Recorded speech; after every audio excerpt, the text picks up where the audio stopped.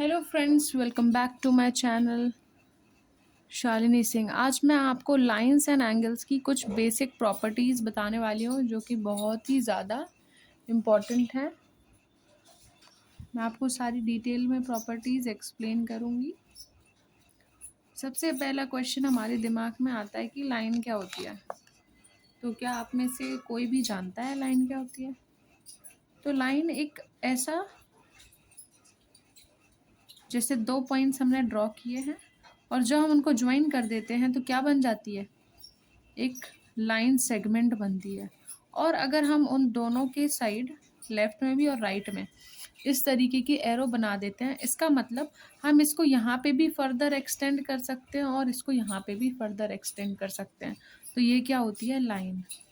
Line segment को आप कभी भी फर्दर क्या नहीं कर सकते, एक्सटेंड नहीं कर सकते हैं। तो ये क्या होती है, लाइन सेगमेंट।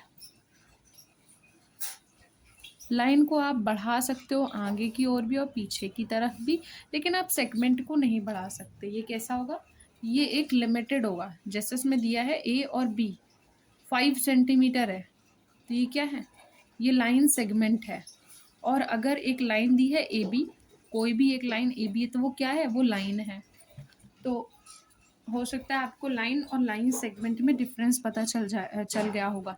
अगर कोई भी दो लाइन है, वो आपस में इंटरसेक्ट कर रही हैं या मीट कर रही हैं एक पॉइंट ओ पर, ठीक है, तो उनके बीच में ये जो चीज़ बनती है, इसको हम लोग क्या बोलते हैं, एंगल। अब 3 टाइप्स ऑफ एंगल्स हम लोग पढ़ लेते हैं जल्दी। THREE 3 टाइप्स हम लोग एंगल्स के पढ़ लेते हैं। एक होता है एक्यूट एंगल।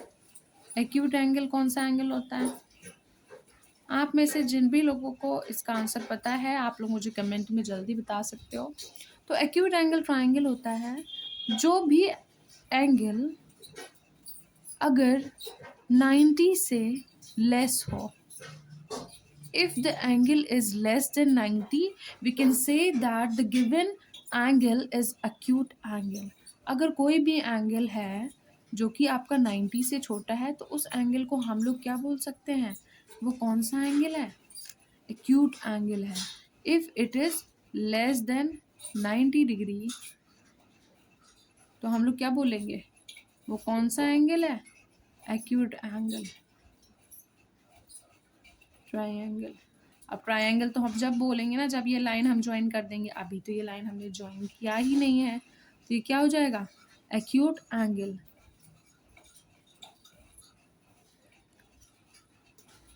इफ से, जैसे कि कोई एंगल अगर 90 डिग्री ही हो जाता है, तो उसका फिगर कुछ इस तरीके से बनता है। हम लोग इस तरीके से इसको डोनेट करते हैं, और ये कितना बना हुआ है, ये 90 डिग्री बना हुआ है।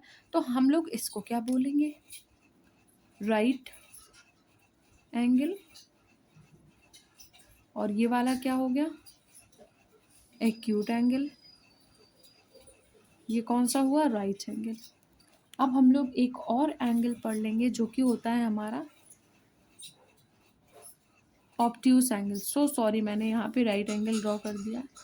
मैं इसको फिर से ऐसे थोड़ा ये बना देती हूँ। आप लोग ये सोचना ये लाइन यहाँ पे नहीं है, मुझसे धोखे से बन गई थी, ठीक है।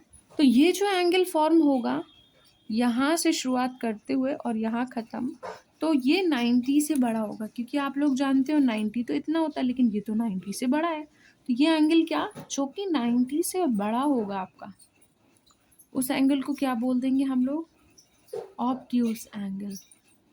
अब 90 से बड़ा लेकिन 180 से लेस होना चाहिए। मतलब जो एंगल 90 से 180 के बीच में होगा, वो कौन सा होगा, ऑब्ट्यूस एंगल होगा। ये होते हैं हमारी 3 types of angles, acute angle, right angle and obtuse angle. हो सकता है आपको लाइन और लाइन सेगमेंट में डिफरेंस अभी भी समझ में ना आया हो। अगर आपको समझ में नहीं आया है, तो आप लोग मुझे कमेंट करके बता सकते हो, मैं फिर से इसको एक्सप्लेन कर दूंगी, ठीक है। और अगर आपको लाइंस और एंगल्स के बारे में समझ में आ गया हो, तो आप लोग मेरे चैनल को सब्सक्राइब कर सकते हो, और इसके आगे के क्वेश्चंस और डिटेल मैं आपको आगे ज़रूर अपने न्यू वीडियोज़ में एक्सप्लेन करूँगी। Thanks for watching friends.